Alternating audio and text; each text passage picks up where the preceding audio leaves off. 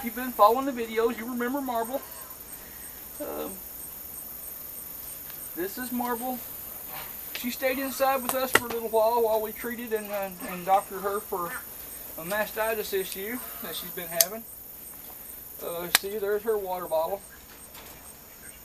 They've all pretty well melted, but trust me, and they're kind of ignoring them now, but you know, whenever it's hot out and when we put them in there and they're froze, it doesn't take no time. They'll start thawing out and sweating like that, and the rabbits will get up there, get their belly up against them, and stay nice and cool. See here? This one's still sweating. It's still cool to the touch. This is Eve's water bottle, and hers is sweating a little bit too. These were all brought out here at the same time. The reason those inside there weren't sweating like that is because the fan, we got the box fans hanging up and blowing on them in there, and they keep and it kept the condensation. Come here, sweetheart. Oh, I don't like the scruffer, but those doggone, these cages are just almost too big for me to be able to reach in there and pull a rabbit out. I don't know what I'm going to do about that. I like reaching underneath them and picking them up, but I can't do that here because my arms aren't long enough. Okay, this is Eve. This is Eve you've met before. She's, she's about a year and a half. Something like that. She raised a couple of nice litters this year. We hope in the fall we're going to get her together with Sog-Eye. Her and, easy, here. What I found out is when we're holding these rabbits, we need to get away from their cage because they try to jump out. She's not trying to scratch me. She's trying to jump out of my arms to get back in that cage because that's home. And again, we haven't handled these guys. It's been hot and what have you, so we come out and we do our chores, we give them a little love and get back in, but we don't handle them as much as we do the other 3 seasons of the year. So they kind of get where they're not quite as used to being handled and touched and loved on, but it's something we go through every year. This is nothing new, nothing to be concerned about. You know, they just, it's just what they're used to. Yeah, moving right along. I'm going to put Eve back in here. But if I don't maintain a good hold on these rabbits, they will try to put themselves back into the cage. Okay? This little guy right here, this might remind you of somebody. If you've watched previous videos, come here, little bitty. If you've watched previous videos, he's about 10 weeks old. This is Little Pepper. Actually, we haven't officially given him a name yet, but he's going to be replacing Pepper, Lord willing. Pepper's getting kind of old. He's pushing 2.5 years old, and so we may start looking for somebody to adopt him, you know, and let him and keep him and let him live out his life without having to, you know, as somebody's pet, without having, you know, here all the bunnies, they have to work. You know, we work, all the animals work. Chickens lay eggs, you know, ducks lay eggs, quail, they lay eggs, rabbits, they reproduce themselves. So when they get past or to the point where they are ready for retirement, they still have a lot of life left, a lot of love left to give, but we can't make meat out of them, you know. We've kept them. We've spent, you know, a good couple of years with most of them or more, and those are the ones we get attached to. They got to go somewhere else, you know. We can't. I can't put them down. You can't do that. We eat rabbits, but we're still human, folks. We have feelings, and you know, and a lot of people think, you know, it's an awful thing making rabbits, you know, breeding rabbits. Well, you know, that's what rabbits are created for. Rabbits reproduce. They breed like rabbits. Okay. This is a new addition. Anyway, this little guy, I might have forgot to tell you, this is also a son. This is a son of Pepper and Pearl. This is from Pearl's last litter. She's had 2 litters this year. This is from her. This is out of the one we saved out of her younger litter. He's a buck, and we saved the doe out of the first litter. Now this little guy we haven't given a name to yet. He is He is a, looks like a blue or lilac Himalayan. He's not colored real nice. He doesn't have good color on his feet for a Himalayan. But he's, I mean, he's got markings. See, he's got a little color on his tail. He's got just a touch on his nose.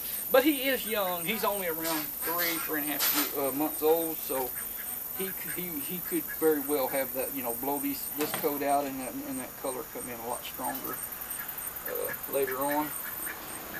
But he is going to be a second buck that we are going to breed out of for the Netherland dwarf line.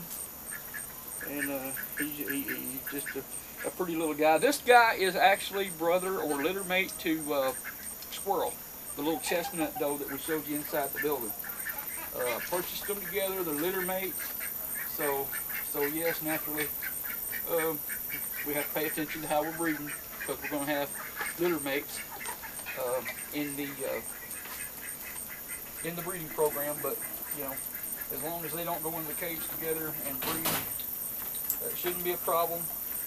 In some cases, it's actually a good thing to put litter mates together, but just put it this way, just stay away from it if you don't know what those reasons are and why and what have you. Just kind of let that be. It's good to stay within a line, but brothers and sisters I like to stay away from. Okay, back up. Come here. Come here, baby. These are some New Zealand. Awful big Netherland, huh? These are some New Zealand Reds that we picked up from Cornerstone Acres here in Arkansas. Let's see here. This is Annabelle. This is Annabelle. She's about 10 or 11 weeks old. I don't know. I have to look at her paperwork again. I think they were born on the 29th of April. Okay, this is Annabelle. And she, like I said, she's a New Zealand Red doe. She's a little light in color, but she's young. I think she'll darken up. Easy, baby. Okay, go on. Get in there. This is Annabelle's sister. She is a much bigger rabbit. She probably weighs twice what Annabelle does. Annabelle's a little gal. This, okay, W7. Yep, this is another doe. I haven't given her her official name and put her in the system. She's in the system, but just under her ear number. Haven't given her a permanent name yet. So, but these guys are New Zealand Reds. They are pedigreed stock. We're going to be breeding out of those when they reach adulthood. Okay. Adulthood. So these two are does. And I also picked up a buck. Of course, you know, we have Saw Guy, but he's kind of getting old and kind of getting worried about him. I don't really want to depend on him to do all my breeding. I want to get some good breedings out of him, but I'm not going to be able to depend on him to take care of all the does that we're going to have eventually. So, and he is getting older.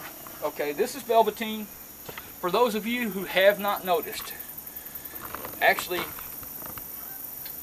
on the day that we're filming this, yesterday, on the actual film date, yesterday, Ginger and Jessica, or Jessie as we call her. Remember, Jessie's a red-eyed white, just like Eve. And Ginger is a red. She's actually daughter to Velvy right here. They went to a new home, okay? Wasn't anything. Oh, come here, baby. They just don't like to come out of there. Come here, baby. No. Yeah. No, don't, baby. Come here. You're gonna hurt your toenails. Yeah, you're gonna hurt your toes. There you go. There we got you. This is Velvy. She's bounced back in weight good. She's bouncing back good from after weaning her last litter. But she's, you see here, she could still put on a little bit of weight. Wouldn't hurt. But we're hoping that she's gonna get with Saw Guy in the fall. And what have you. Right now she's in the process of blowing the coat out. Look at that, isn't that awful? You can just, I had her inside yesterday or day before with a slicker brush, and it's just awful. You'll notice when I put her down, I'm probably going to have half of her fur stuck to my shirt. But if you watch enough of my videos, you know that I've always got rabbit fur stuck to my shirt, so that's nothing new. Anyway, that's Velvy. She's a big baby. So from our original 4 large does, or large frame does, Velvy and Eve are the only 2 that are left. As of, we'll say, 2016, the others are new additions. Okay.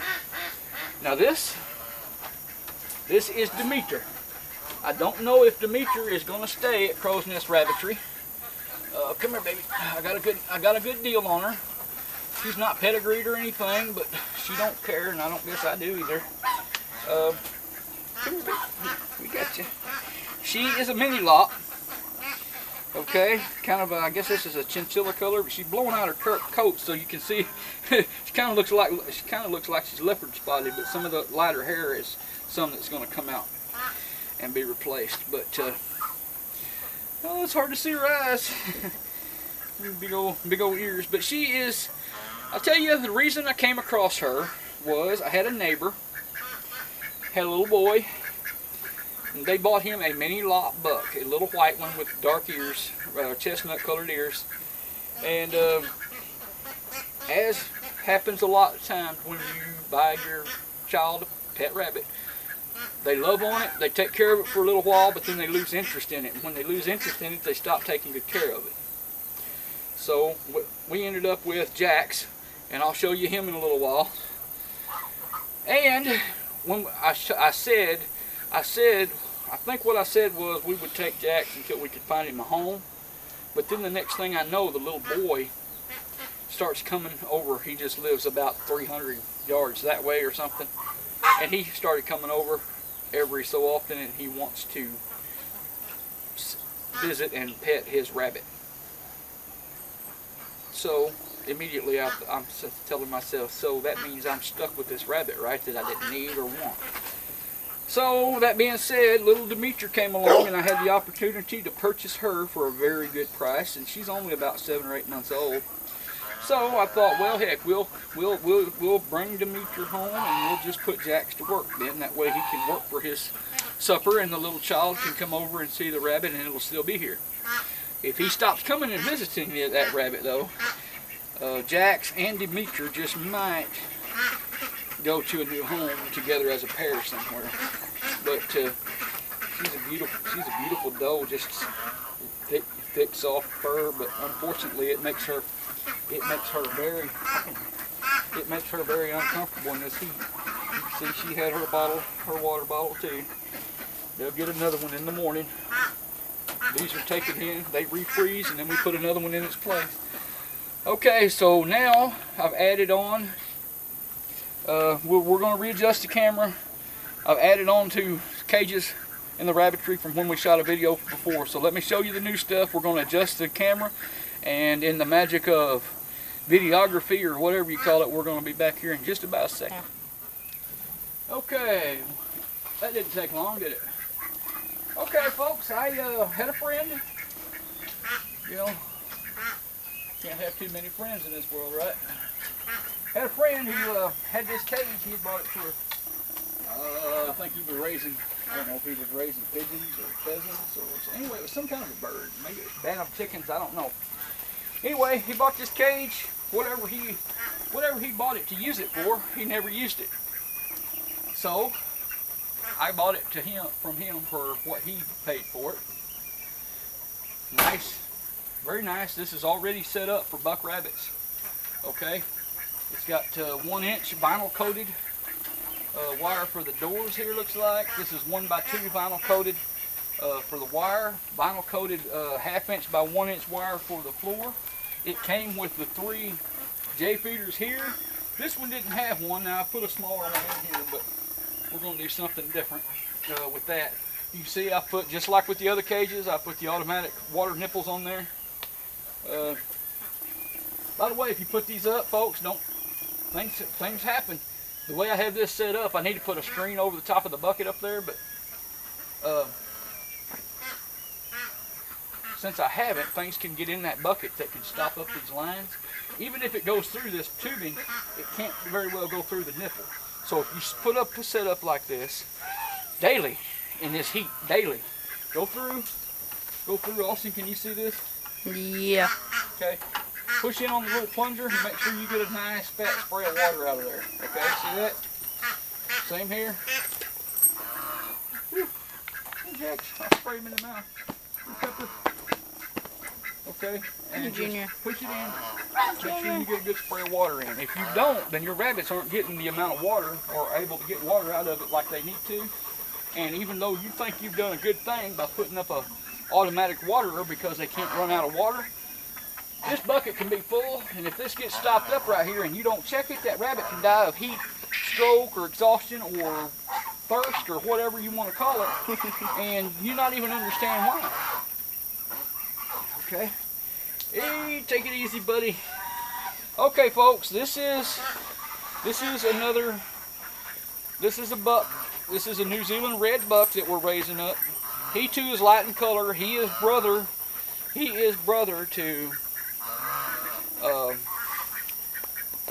the two New Zealand does that I showed you. This is Taco. Taco bad. Okay. And we're going to raise him up, and I believe there's a possibility that I don't know that I'll be breeding him to the litter mates that I bought him with. If I do, it would be an experimental breeding only, and I'm really not. I really don't like the idea of that. We'll just have to see what happens. But if nothing else, I've got him, and I'm thinking I can use him if when the time comes. And starting off, I can breed him with sangria and or marble, and kind of have a line going from two different bucks here on the place. Okay, so here's Taco. We're gonna put Taco back in. Oh, go to bed, Taco. Anyway, these cages are super great.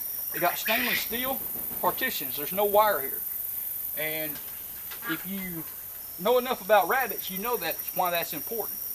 But just because there could be somebody watching this that doesn't have rabbits or hasn't had rabbits and doesn't understand, bucks are kind of like an old tomcat. They will spray urine as a sign of marking their territory, and especially it's a sexual. It just shows their. Back up, buddy. I gotta close the door. There you go. Now you can come up there. Okay, as a sign of their willingness to mate, they will spray. Bucks will spray each other. They will spray a doe that's parked in the next cage. They can get all smelly and nasty, and when you go to try to pet them, they get all sticky. This cage right here was a blessing. It's solid stainless steel partitions, which means they should resist being sprayed with urine as far as rust, because stainless steel doesn't rust. Some of the cheaper stainless steel will, but this cage had been around a while before I got it, and you'll see the rust on the hog rings that they used to put it in with, but there's no rust anywhere on those stainless steel panels. Anyway, this is, come here, buddy. Yeah, I know. Actually, these bucks guys over here are the easiest to handle. Okay, we showed you Demeter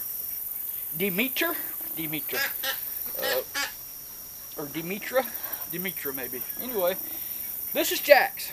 Okay, he's a mini lot buck, and he was given to us, or we actually said that we would. I actually said I would give him a home, or find him a home, keep him until I found him a home.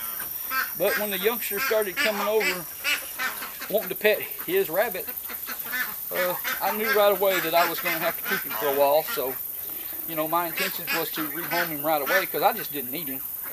But he's a fairly tame rabbit. He's pretty good bunny. Hadn't done any breeding with him because Demetra's the only mini lot doe that we have, and we hadn't had her. By the time her quarantine period was up, we do quarantine new rabbits here at Crow's Nest Rabbitry for at least 30 days and keep them separated from every other rabbit on the place. So by the time Demetra's quarantine period was over, it was just too hot to even consider breeding. So they get to continue with their break until, you know, latter part of the summer. I'm thinking usually sometime, get in there, buddy. Go on. have it your way then. Hey, your bottle's still cold. Go lay on that, cool off. There you go. So there's Jack. Got him put to bed. He's a comical looking fella. Anyway, this is a legend right here on Crow's Nest. I want you to look at this. See how he's blowing that old coat out? See there, you can pull it out in wads. See there? No, it doesn't hurt him to do this, but you want to do it out in the wind somewhere if you don't want the stuff to stick to you. See that? But the sooner he can get all that hair blown out, see how the old fur looks all nasty and rough and rusty, that he'll be a nice, sleek and shiny black again, like he always has been once he gets that all blown out and regrown. This is a legend here, I call him. This is Pepper. Pepper's getting a little bit old, bless his heart. He still does a good job. But he's getting a little old, so we're raising up one of his sons to possibly replace him at some point, or at least to help him out, take some of his workload off. We don't have a lot of Netherland does, but we're going to have more.